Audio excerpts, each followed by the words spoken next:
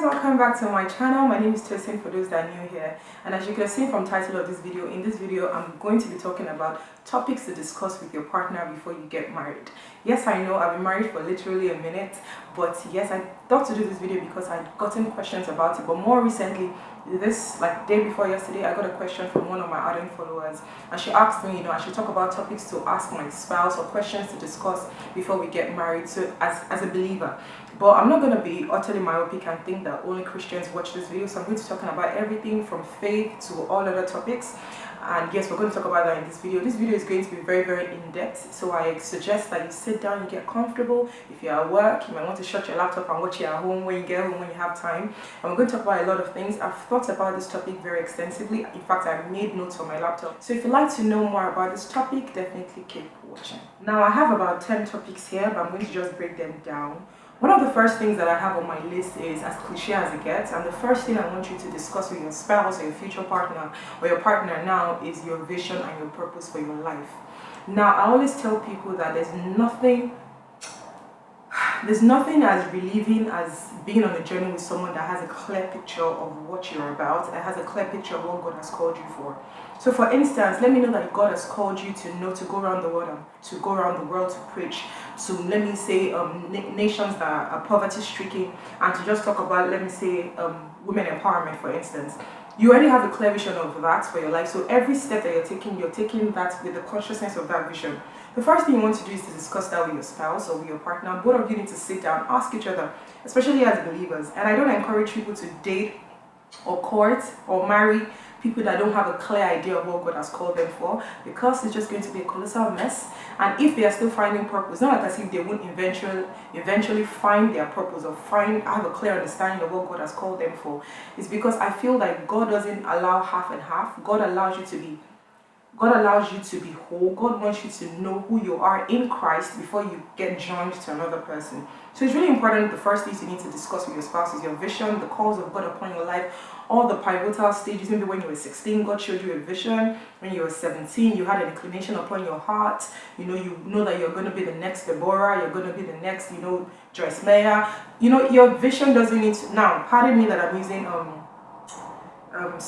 preachers and these people. Your own vision can be completely different. God can call you to helping children that are disabled. It can be anything. You can be a kingdom financier. Maybe God has called you to be that person that you are so blessed financially, you are so prosperous that you lend to nations, you help ministries, things like that. So you definitely have to discuss your vision and your purpose for your life with your partner. The next thing we're going to talk about is expectations in marriage. Now, I'm smiling because I totally love this, because some of us, we have some fairy tale expectations. We want someone that is going to complete us, someone that's going to make us happy, someone that's going to solve all our problems. I think the first day after I got legally married, I think it dawned on me that this person you're married is not going to be your joy. It's not going to solve all your problems. It's just as human as you are. It's just as filled with the Holy Ghost as you are. He is not God. So your expectations in marriage, you have to discuss with each other. Are you the kind of person that you expect that once a week we have to have date nights, because you see a lot of preachers doing that to have a wholesome life balance? Are you the kind of person that you have expectations that I definitely do not just want to live in a small flat. I want to have a massive house with white picket fences. I want my children to go to private schools. I want to live the creme de la creme. I don't want to live in Magodo. I want to live in Ikoyi, Banana Island. You have to let the person know your expectations, so that when you guys are planning for your life, when you guys are making financial goals, when you guys are making decisions, you will not be be counterproductive. If your husband or your wife has a mentality of, there are actually some people that they like comfort, just want to, wake up, go to work. They don't mind being in a 9 to 5. They don't mind, working up their way to be a partner in the company. And then when they retire, when they're 50, they have lots of money saved in the bank. Whereas you're aiming for a company that you want it to be listed on the stock exchange. You want a company where you can have branches all over the world. If you guys don't have the same expectations when it comes to even your goals, you're definitely going to have issues. So you want to talk about that. You want to talk about your commitments to family and work, also under expectations. Now, are you the kind of person that you expect that, Sunday, like for me, I grew up in a family where Sundays we don't cook. After church, my dad drives all of us to a fast food. This is a habit that we've been doing since I was a child. Even I myself, when I leave church, I have this unconscious mentality that, oh, I'm driving straight to Mega Chicken or to Tasty Fried Chicken to have food, you know what I mean? Because I was brought up in that kind of atmosphere. So how much commitment to family does your husband understand, or your husband to be, does he understand that, you know what, we need to set a day aside every week compulsorily where we all have bonding time? Does he understand that when he gets back home from work, you want him to switch off his phone once he gets, not switch off his phone, but maybe put his phone on silent when he gets into the bedroom? You know, your expectations towards family life, you need to discuss that with your spouse. You need to talk about your gender expectations.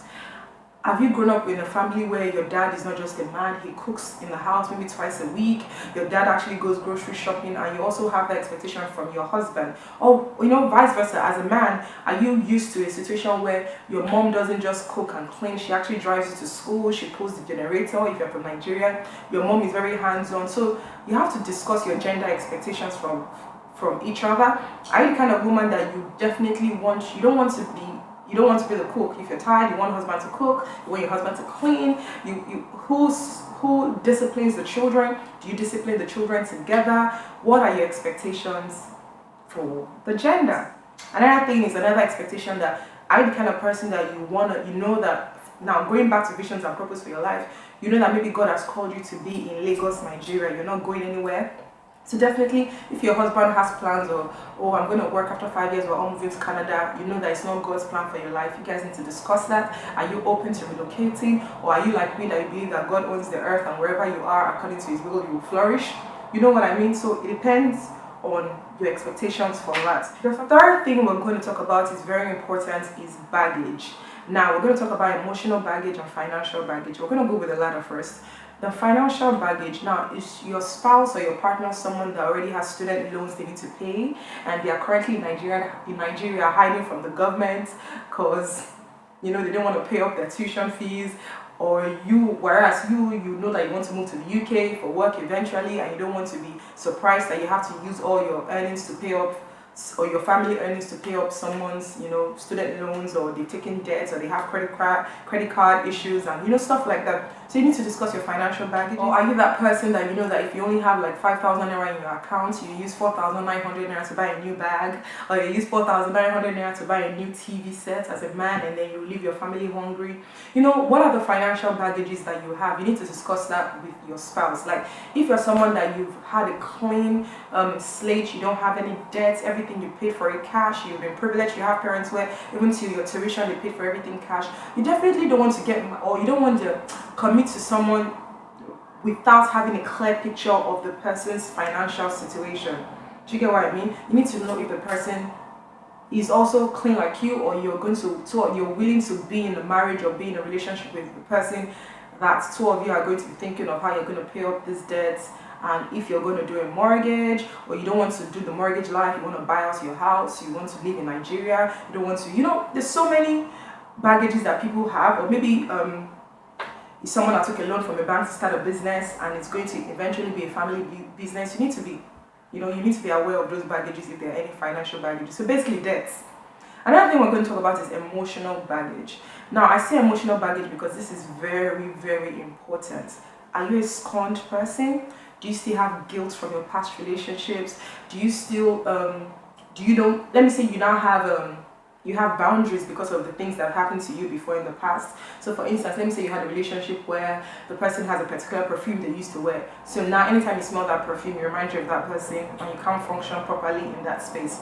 I know it sounds really cheesy, but there are actually a lot of people that are going through this and they are not even aware of it. So do you have emotional baggage? Are you still connected? Do you still have ties to people that you've been with in the past? And it may not even be just relationships. Were you raped as a child? Do you have sexual abuse issues?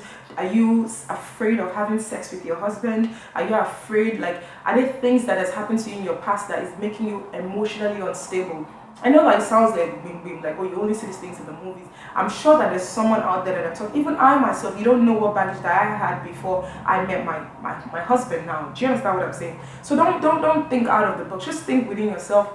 Is there any emotional baggage? Do you have daddy issues, in the sense that, let me say, your dad was not in the picture, so you're so paranoid. The moment your husband does something, you flip, or your partner is not even your husband here, you're already having like, This one that you did not check up on me in the morning, you may not check up on us, as a family. If he goes on a business trip, you already have preconceived notions because of the experiences that you've had as a person growing up. You need to talk about that. So it's really important to talk about all your emotional baggages. I've talked about all this. Now let me talk about it. Let me give examples. Let me say you're a male person watching this video. Have you always been with women that they always cheated on you, or they lie a lot, or women that are very, very materialistic, or women that they are just obnoxious, or you grew up in an environment where your mom was a drug addict, you grew up in an environment where your mom was a very troublesome person, she made your dad's life miserable. So, so you have concerns the moment your wife maybe, or your girlfriend now, or your fiance now, she raises her voice at you, you're already thinking in your head that, hey, this is going to be another Jezebel. You know what I mean? So if you have those baggages, as simple as they are, you guys need to talk about it. You need to sit down and tell the person, this is what I'm going through. I was raped when I was 5 years old. I still have nightmares about it. Help me on this journey. And if the person is willing, the person is God's perfect plan for your life, trust me, all things work together for good for they that love the Lord. Do you know what I mean? So these things that they're like an embarrassment to you, that may be a secret to you, you'd be surprised that this person is going to hold your hand and lunge and be like, girl, I love you just the way you are.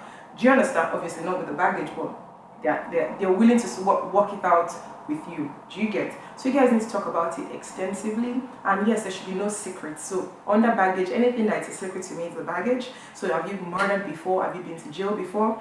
I know it sounds very funny, but I actually had a real life scenario of someone that I know, someone really close to me, that was seeing this girl. In fact, he had gone to see her parents. He wanted to get married to her. And I think he posted up a picture somewhere. And some friend from high school told him that, oh, did you know that this girl randomly, I don't know what the person was trying to prove, but randomly the person told him that apparently this girl had served a jail term in America before. In fact, she was deported from America back to the United Kingdom. She's British and all that. So she had gone to jail, she had stabbed someone, and the person actually died. So things like that. Have you been to jail? Have you had any criminal history? It doesn't need to be you killed somebody. It could be a traffic offense. It could be anything that is still valid, and you just never know. So it's just good to disclose these things to the person you're about to spend the rest of your life with.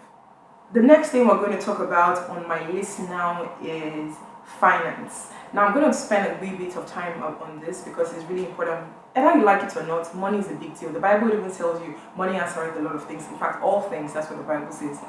You need to know that money is such a big deal. You guys need to discuss finance, how much he earns, how much you earn. I tell people that if you cannot disclose to the person you want to spend your life with your exact earning before and after tax, you need to check yourself, you need to check that relationship. Then tell the person, see, I only earn 100K per month, and out of that 100K I pay my tithe 10,000 naira, and out of that 10,000 naira I'm going to buy fuel in my car, which is at 20,000 naira a month. So basically, girl, I just have 80,000 naira for both of us. So you need to you have to be upfront. Like, you have to just tell the person as it is. This is how much I'm earning. Yes, I want to marry you. Yes, our parents are going to sponsor the wedding, but what are we going to spend after the wedding? Are we going to rely on the money they spray us at the wedding, which might seem like a lot, but when you count it in hindsight, it's just $1 bills, or it's just 200 naira. By the time you count, it's never up to 3 million naira. You know what I mean? So, and that really can sustain you for a long time when bills and everything comes into place, and especially if you want to have children. So you need to talk about finance. You need to talk, even as a woman, you need to tell your spouse, do you want to work? Do you want to be a stay-at-home mom? If you've decided to be a stay-at-home mom, if your husband wants you to be that, what are his goals for you? What are his plans for you financially? Now, I'm not going to sound very traditional and be like, no, I'm against people staying at home. Trust me, God might have called you to be a full-time mother. There's nothing wrong with that. Now, I don't mean that being a full-time mother means you shouldn't be able to earn. You can be at home working, taking care of your children, till they are maybe like 10 years old, and then you don't have anything to take care of, and then you can decide to write a book on motherhood. You can start a women's club, you can start a singing club, you can be an online worker, you can be doing a lot of things. Being a stay-at-home mom doesn't mean you don't have any source of income. Your husband can decide to buy you a land if you're privileged, and then you build a house on it, and you're getting rent from it every year. And someone that even works all year may not even earn as much as how much you get from your block of flats. So don't look down on people that stay at home or whatever. They don't work per se. They may have properties. Property business doesn't need you to be there every day. I'm sure you know that. So you guys need to talk about that. If you're the kind of person that you know that you don't want to work, you don't want to do anything, you just want to be a wife, You need to explain that to your husband, though I don't think that's a wholesome way to live, but that's between you and your spouse. You guys need to talk about that. Is he going to put you on a salary? Are you going to be on his payroll if he has his own firm? Is he going to give you a percentage of his earnings? Is that going to include you buying things in the house? Is that including upkeep? How much is float is going to give you every month to let me say it's just two of you, but you need money to, like, you know, take care of yourself, buy sanitary things, you know, just look good. Are you going to rely on your own savings in the first 4 years of the marriage, or you're going to rely on him giving you a stipend every month? So you guys need to talk about that, because money sounds very trivial, but trust me, it makes and breaks marriages. Are you guys going to have a joint account? Is there going to be an account for investments? So let's say currently you guys live in a flat and you have aspirations of owning your own house. Are you guys going to, and you also work, both of you work, are you guys going to open an account where both of you are going to put money monthly from your current job into one account so that there's accountability? Or you just expect to wake up one day and your husband is like, here, this is the deed. Tomorrow is like, here, this is the floor plan. Next tomorrow is like, here, this is the picture of the finished house. And the other day is like, here, there's the key to your room. So it's really up to you what you want. So you guys need to talk about that. So basically, I'm sure you get the gist. You need to be as transparent as possible.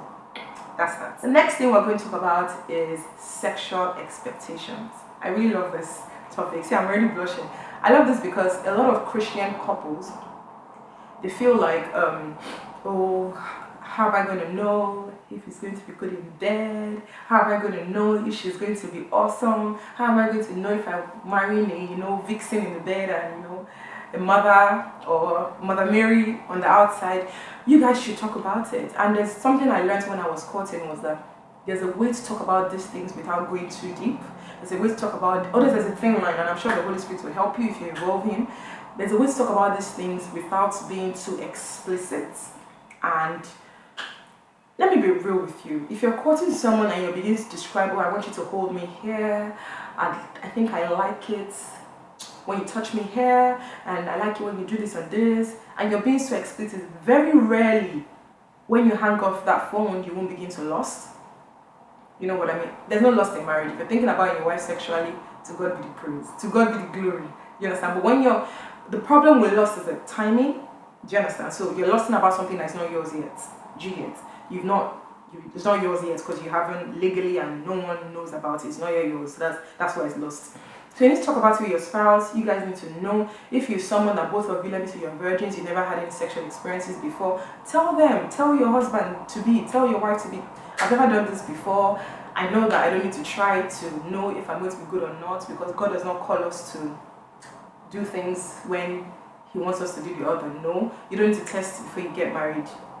I'm just putting out there. Anyway, moving on. Yeah, so you need to tell your wife, I've never done this before, but here's what I know. I mean, growing up, puberty, going to boarding school, I've learned this. I think I would like this. I think I'd like kissing. I think, just talk about it as plainly, as innocently as you can. And if you find that you talking about this is, making you think about it and making you, masturbate and all that, then maybe you should, don't discuss it. But I don't believe that people should get married and you don't know anything. You guys never talked about sex. When it's day for you guys to lay down together, will be very awkward, and it doesn't need to be. Everything is holy. Is when you now perverse it, that's the devil now wins. So you guys talk about your sexual expectations.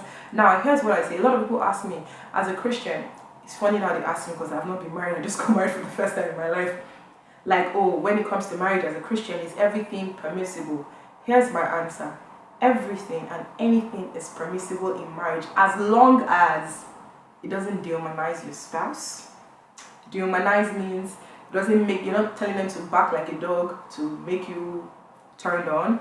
You're not doing nasty things. You're not causing her pain or him pain. You guys are not bringing in things from the world. Like, you're not trying to do big, what's it called? I don't even know. All these scary things that you're using chains. No, don't do that. It's wrong. And also, anal sex is wrong because that's not the natural way of doing things. Anything that just dehumanizes your spouse is wrong. But if you guys you want to hang on the wall, you want to, have sex under the bed, on top of the freezer, that's on you. You know what I mean? So yeah, you talk about your sexual expectations very well. And the reason I say this is because, for instance, some women, this is getting too deep, well, let me just say it. Some women don't want to give their spouse oral sex. Now, it's not the same, so let's get that out there. You don't want to give your husband oral sex because maybe you find it disgusting, it's not something you want to try.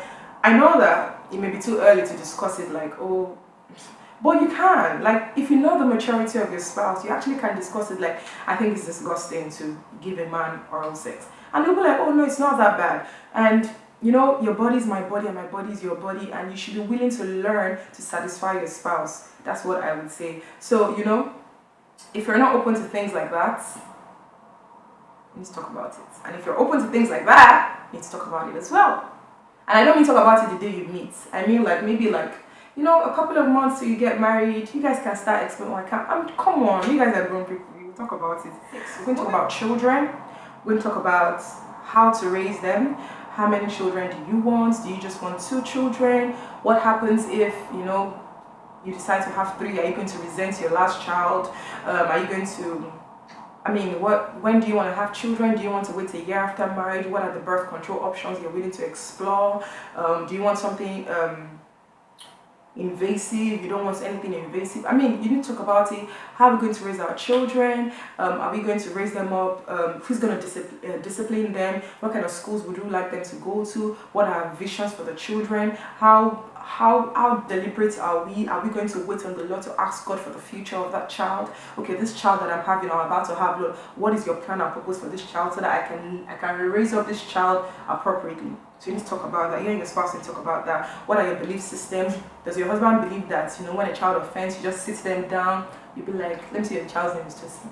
You be like, Tosin, do you know that you shouldn't have lied? Liars go to hell. Don't do that again. And child will be like, yes, daddy. Or you're like me, that believe that when you do it a couple of times, you spank them, so they'll be all right. You know. So you need to talk about your disciplinary options, you know. And when I say spank, because then somebody will start typing and, you know, start whatever. Don't abuse your child, you know. Don't leave marks on their bodies. Don't discipline them out of anger, because, you know, I used to think otherwise before, but I know that, you know, the anger of man can never produce the righteousness of God. So discipline your child because you are disciplining your child. And I know this because I teach children. So I know I'm not a parent yet, but I know this because I teach children. So don't discipline them because you're upset that they turned the house upside down. No, you will never bring out the righteousness of God in that discipline. The next thing we're going to talk about is dress code. Now, I say this because some women have an expectation of how their husbands to look. Do you like your husband looking dapper, or you don't mind him being himself? Just look neat. Do you want your husband to match his, you know, every time you go out, you want him to be a representation of you because you're a fashion blogger. You know, whatever your desires are, you guys need to talk about it. And vice versa. Are you a husband that you don't like when your wife, you know, wears really tight clothes? You don't like it. Some men don't mind.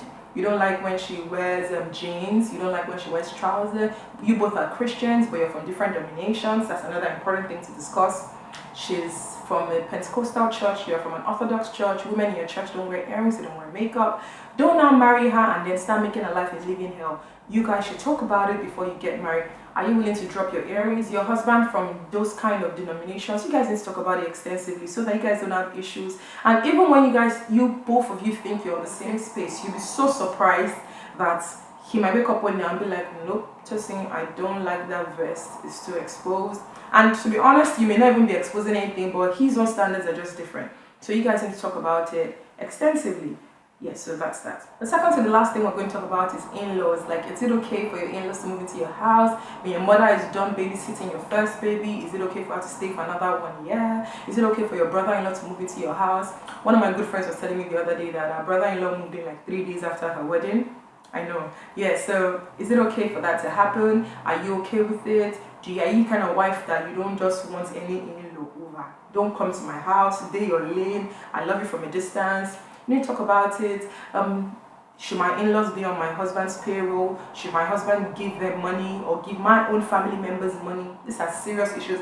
I learned this from a conference I went for, I think 2 years ago, and the man that was talking about it said that he and his wife, they put money into a saving, that's the money that they give the relations. So let me say, anything apart from that, they're reaching, except when they're trying to solve a need. But just like maybe giving them like a stipend, you're just giving them, oh, every month you send your mother money.